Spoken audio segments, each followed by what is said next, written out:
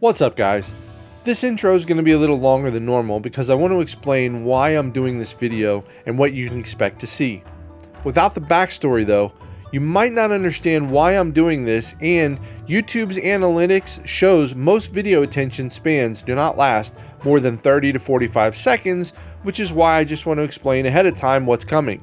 If you want to skip the intro, just jump to 340 in the timeline.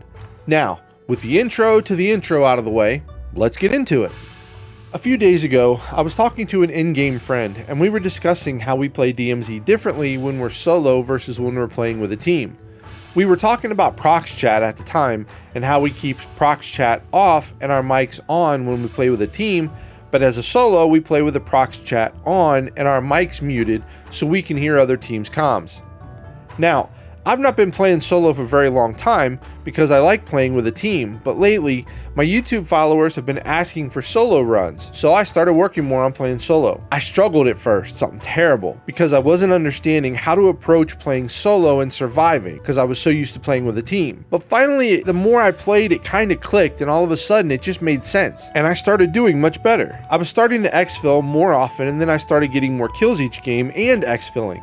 I still die a lot, so don't get me wrong, I'm no all-star by any means, but I'm starting to hold my own much better than I was before. So during a recent raid, I killed a team of 3 on the beach outside of farms on Ashika, and one of the players named Julian pled to be picked up. I explained to him the entire match I had been trying to avoid a platoon that had been trying to kill me, so if I picked him up, he would be hunted by this platoon as well. He said he would do his best to help and was willing to try. I do pick up players from time to time, and he was being friendly, so I picked him up. We finished the match and I helped him get kitted up. We did manage to kill another team before exfilling, but never did run into the platoon. At the end of the match, he asked if he could join me. He said he was relatively new and just wanted to follow me around to learn more about what I do and how I do it so he can get better. He said just tell him what to do and he'll do it. I told him I was playing solo, but reluctantly, I did agree, and ultimately I was glad I did. We played together for a few hours. We lost some raids, we won some raids, but he was very appreciative of the time we spent playing and the things that I was explaining. He said every random team he gets paired with just wants to kill other teams, and he hadn't been enjoying himself much because the games just ended up in losses. This got me thinking, how many other people are out there playing that are just following other random players on their team in game because they're just not very confident in their abilities and they think their other team members are just better. Because of that, they're not really progressing or getting better in the game and are just tired of getting killed each raid trying to play similar to someone else. Since I'm on this journey trying to get better at this game and decided to bring you guys on YouTube along in my journey, I figured I would just start sharing some tips I'm learning as I go and explain them to you guys like I was doing with Julian. Again, I'm no superstar. I just want to help share some of the basic things for survival to help. This video is a great example of what I've learned so far. Throughout the video, I'm going to share some insights about what I was thinking while I was playing so you can learn from what I did right and what I could have maybe done differently. Hopefully, you see something that can help you get better as well. So, let's get into it. Before starting, I always check the map to see where the UAV is to determine which direction I'm going. I usually kill these 2 bots along the way because one of them is normally carrying a key card. Of course, this time they're not. I decided to go towards Beach Club because lately the team that spawns to the right of me have been pushing early and I didn't want them circling behind me if I decided to go towards apartments. Ultra One, enemy threat appears low in this area.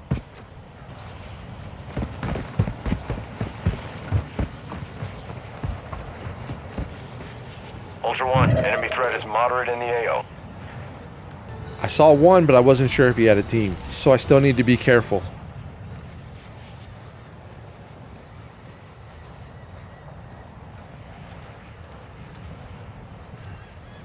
I'm not completely sure where he went, though.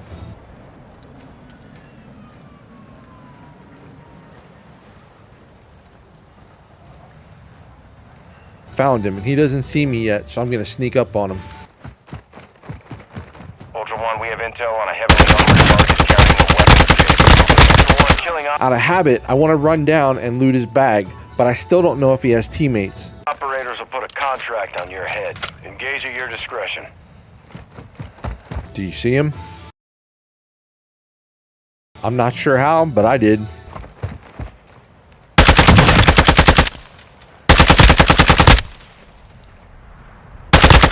I I knew he fell down because I heard the thud of his body hitting below, so I had to push in.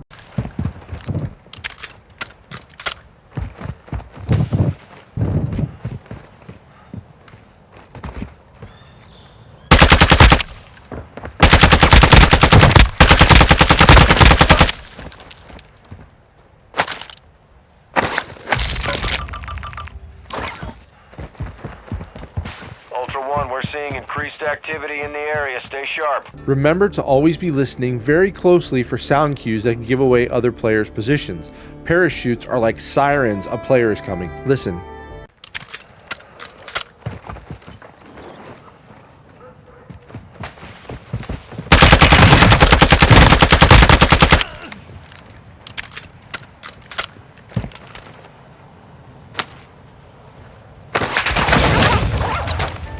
And of course the box won't let me loot this one.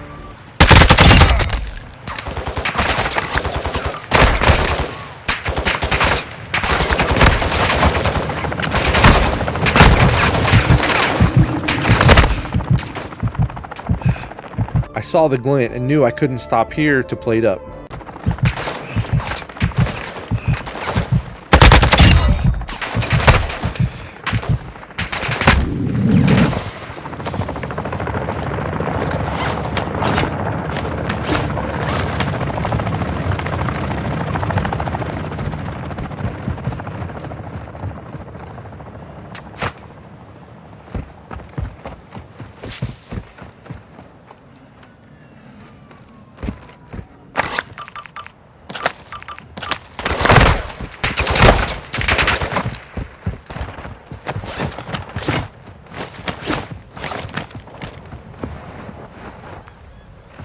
Ultra One, activity is increasing near your location. Stay alert. They're shooting in front of me just over the hill, and I was pretty sure the sniper was pushing.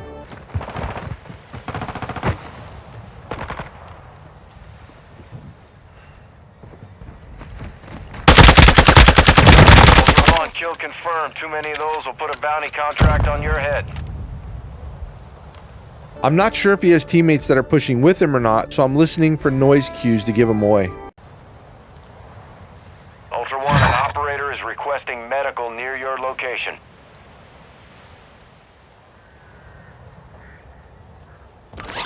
If you're wondering why I have all the plate carriers in my backpack, it's because I have a mission to dead drop 3 plate carriers.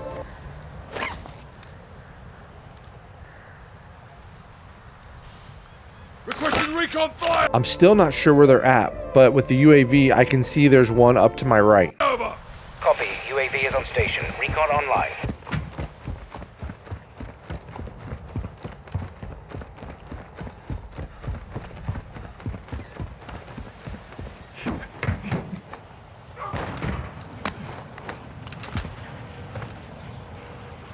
Then the third one shows up. Now I've got one above me and one below me. Be advised, UAV is exiting the AO.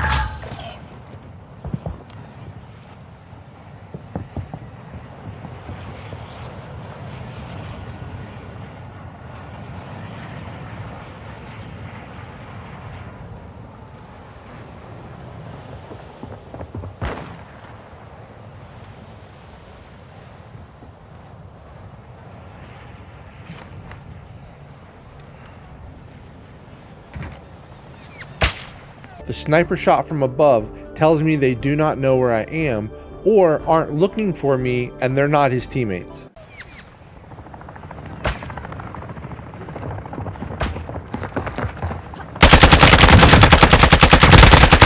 Be advised, targeting operators will put a bounty on your head. I heard him run towards his teammate and then I heard him jump off, so I knew he was behind me.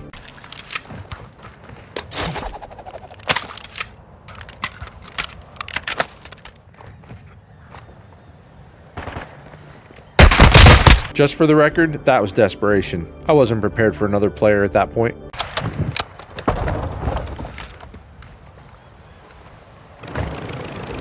Now this is one of those things I had to learn as a solo player. If I was on a team, I would have pushed right in and went for the down. But because I'm solo, I don't know if this guy has any other teammates or not, so I can't just rush in not knowing. I have to find out first. And there it was, teammate comms. But just because I heard the comms doesn't mean I know where they are or how many there are.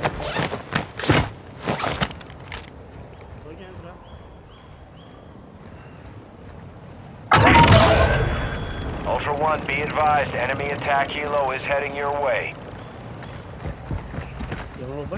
At this point, I realize I have no clue where any of the members are for this team, and I need a different vantage point.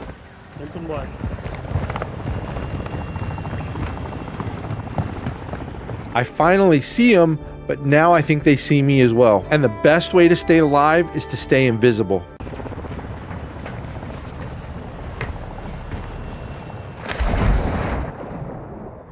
Ultra One, enemy threat is low in the area.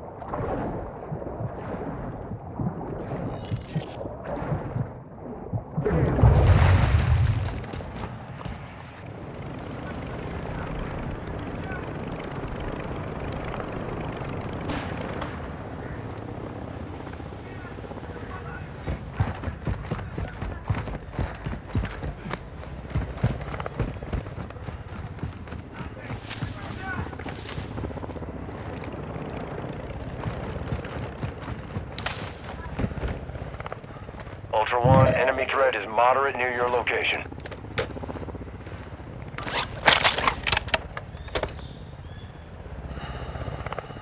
So I was right. They did see me, and they knew I crossed the bridge because now they're looking for me. They did not, however, see that I jumped in the water and went up the canal instead of through town.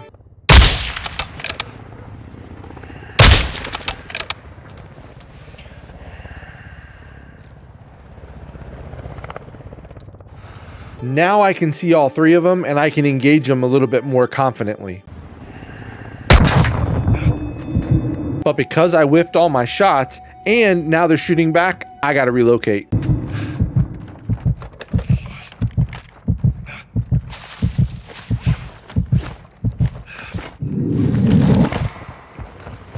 Ultra One, be advised, enemy threat is high in the air. In order to stay invisible, I have to make moves that are unexpected. They knew where I was, and they knew which direction I was running in. What they knew then becomes an avenue for my escape because all I have to do is go a different way, unseen.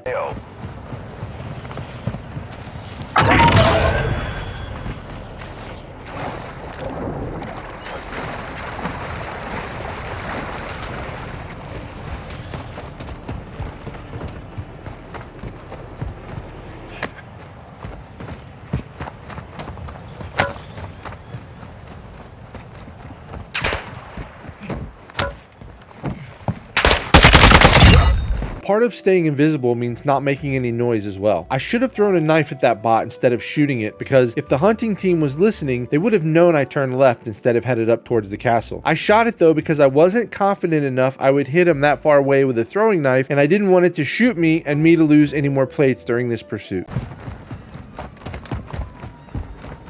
Ultra One, enemy threat is moderate in the AO.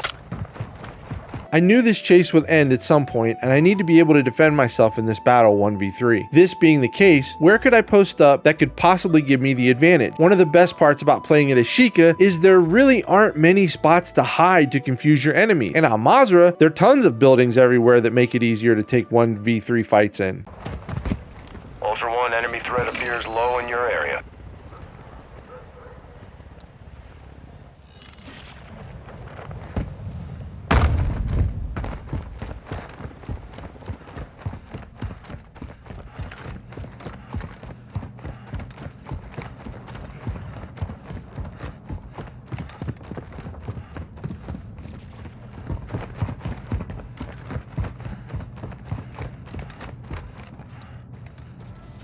I slowed down right here so I could listen for footsteps because I wasn't sure if the team heard me shoot the bot and turned left and came here instead of going up towards the castle.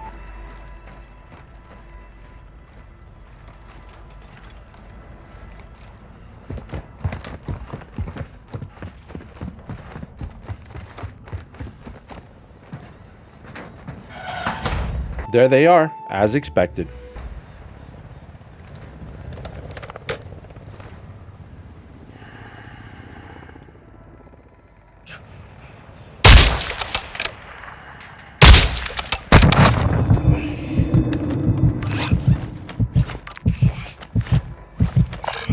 some cash. Did you hear the shotgun shot on the back of the building? They're pushing a bit harder and faster than I had expected.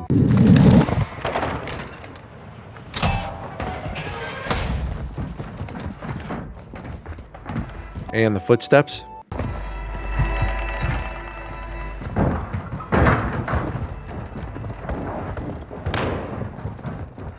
वहाँ से मजे से दी भी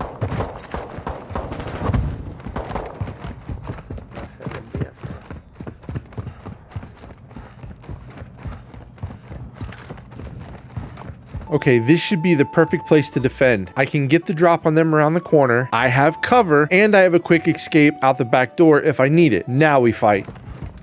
तो भागे से बना बोलता है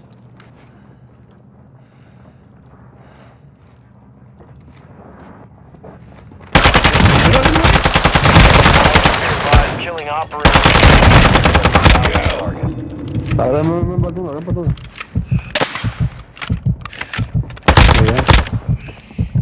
I wanted so badly to finish the second player before facing the third, but I had already missed with my knife, my gun needed reloaded, my plates were gone, and I was about one bullet hit away from death, and I heard the running footsteps very close from the third player, so I knew I didn't have much time to finish him with a melee hit. I just needed to head towards the back door so my health could regenerate, I could reload my weapon and plate up, then I could turn around, face number 3. Instead, this is what happened.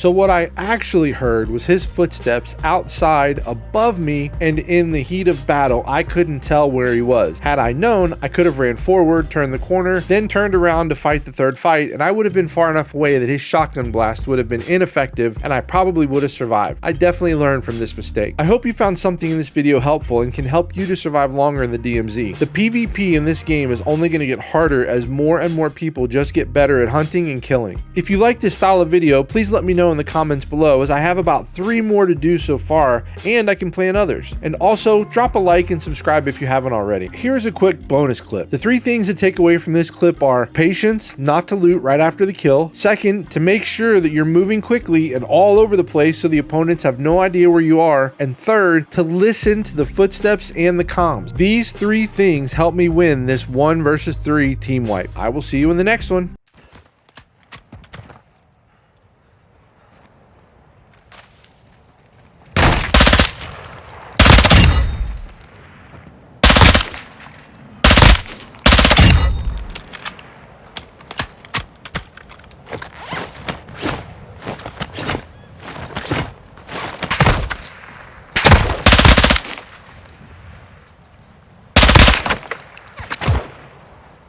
Hey, they see us.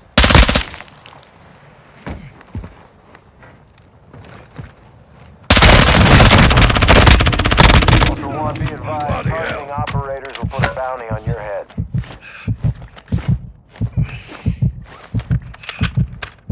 Running small car rounds.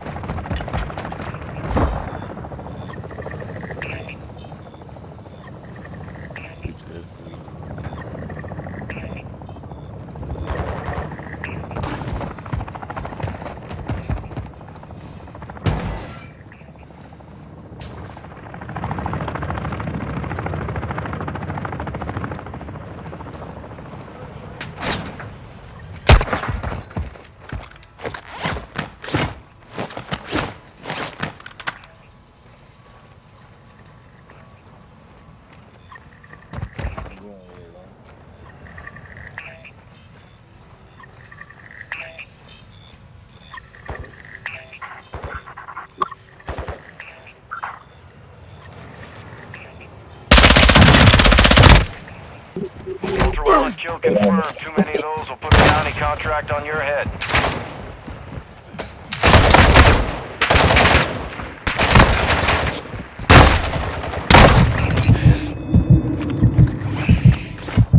Ultra One, an operator is near your location and requesting medical.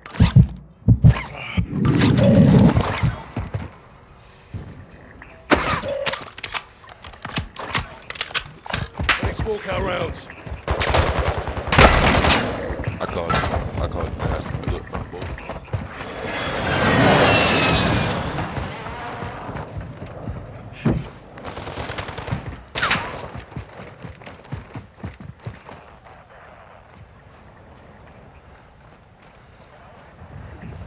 Yeah, green 2 and C. Never mind.